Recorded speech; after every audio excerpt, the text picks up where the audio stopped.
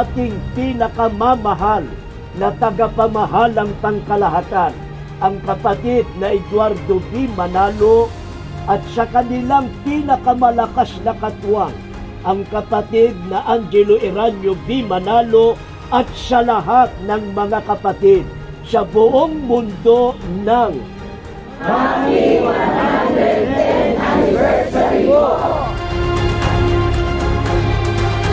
Sa ating pinakamamahal na tagapamahalang pangkalahatan, ang kapatid na Eduardo B. Manalo, sa kanyang pinakamalakas na katuwang, ang kapatid na Angelo Eranio B. Manalo, at sa lahat ng mga kapatid sa buong mundo. Happy 110th Anniversary!